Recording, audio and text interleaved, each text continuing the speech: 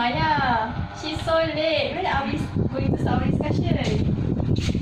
I don't know. I'm searching her contact number. Where is she? Oh, okay, this one. Where are you now?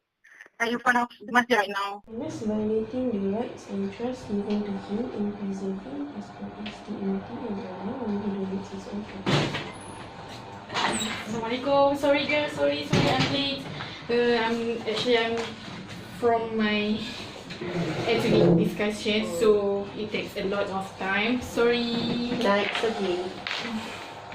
Okay, so since everyone is here, okay, let's start. Last week we have each Distributed our questions, FAQ. Okay, so you all have already settled your questions, answers. Alhamdulillah. Inshallah. So each of everyone have the answers right. Okay, Yes. so who's gonna present first? Who's gonna? We have to present. No, I mean, we need information. So you we we need to tell our information to each of us. so each that of us. that all of us can understand what this organ transplantation is about. Okay. Okay. Who want to go first? I will go first. Okay. The floor is yours. Alright.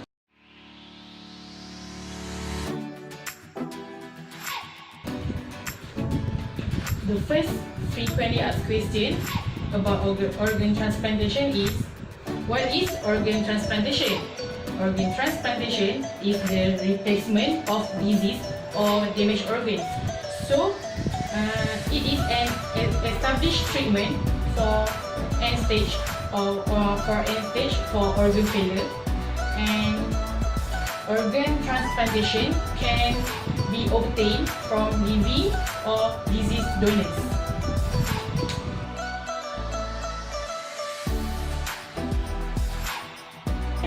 Okay, the first one is shorter waiting time.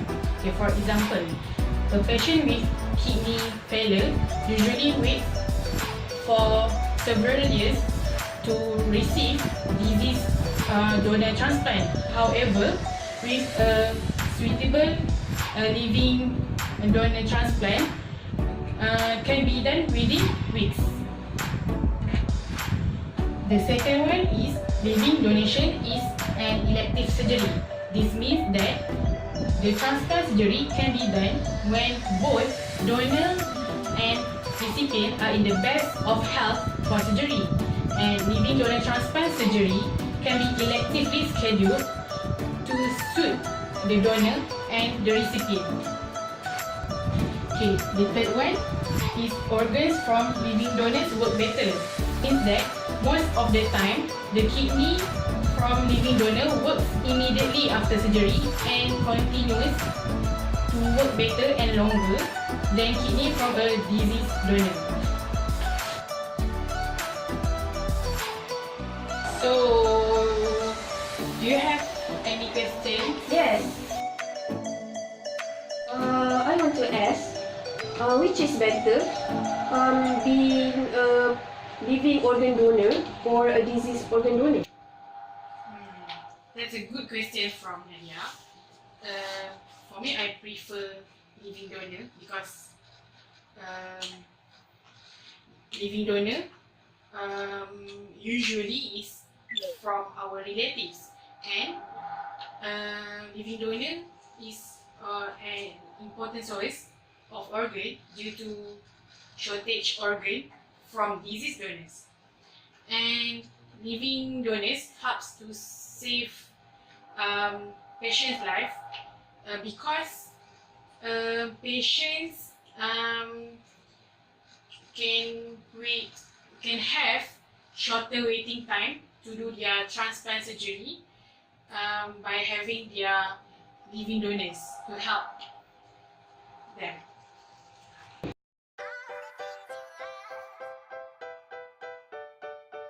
Okay, next question is, who can be a living donor? In Malaysia, the Ministry of Health only granted permissions for living organ donation to close relatives,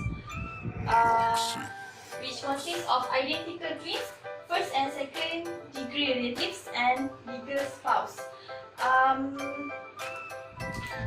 If you wish to donate your organ to your distant relative and a person who is not genetically related to you, you will need to be evaluated by an independent committee appointed by the Ministry of Health. And following this, you may or may not be granted permission. And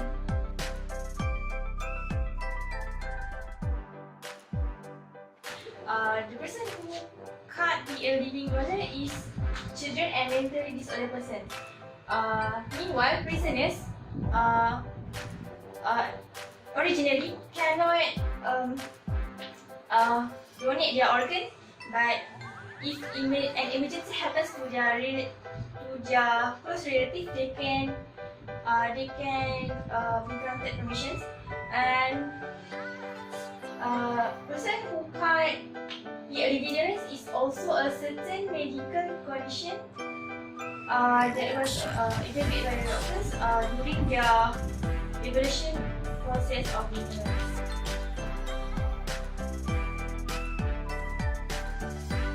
Okay, since living organ donation is a major surgical procedure, all complications that arise from major surgery is applied. The best source of information regarding the risk and the expected outcomes from the surgical procedure is through your transplant team. In addition, it is important for you to take an active role in learning more about the potential surgical risks and long-term complications. Okay, the potential general living donors complications includes pain, infection at the incision site, incisional hernia, pneumonia, blood clots, death, blood loss, potentially from blood transfusion, and medication side effects. Regarding psychological concern, you and the recipient may face psychological concerns right after or later. Since there is a chance that this transplantation don't work at all, you may feel sad, angry, anxious, and resentful after the procedure. There is also a possible change of relationship between you and the recipient. So to avoid this, you need to discuss your feelings, questions, and concerns with professional and social worker that was appointed in this field. Okay, so the next frequently asked question is,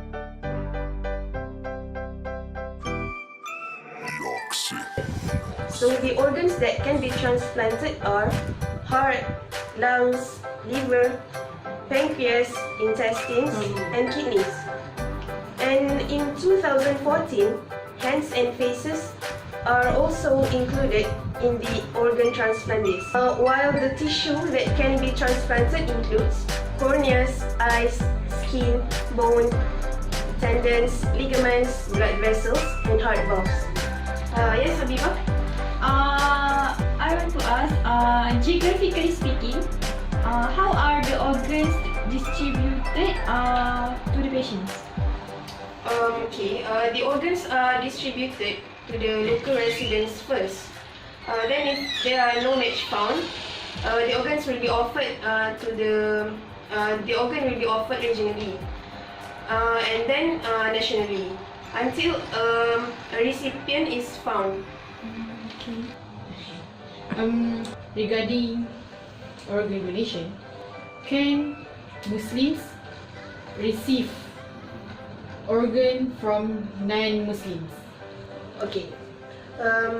There are no restrictions in Islam to transplant organs from non-Muslims to Muslims. This is because the organs cannot be categorized as Islam or otherwise, because organs are tools used by humans to perform their religious duties or his means for living. According to Dr. Yusuf Al-Qardawi, he said that someone's faith depend on his soul, not on his organs, whether that person is a Muslim or non-Muslim. So Muslims can benefit from the organ of the non-Muslims. Okay, we got it. Thank you.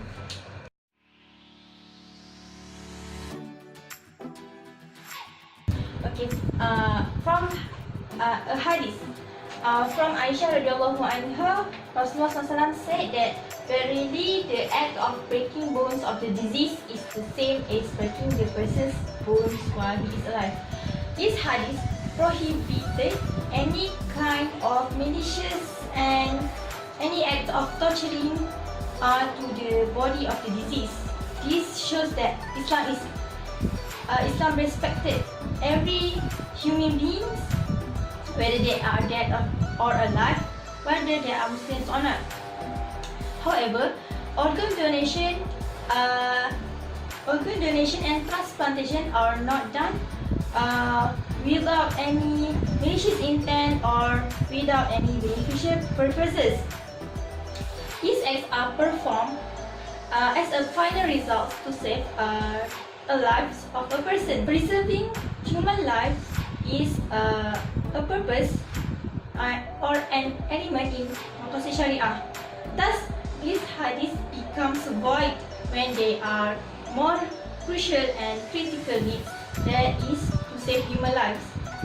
And the intention behind an act of donating organs is virtuous and benevolent. So, organ donation will only be done when there is no other alternative to save a person's life.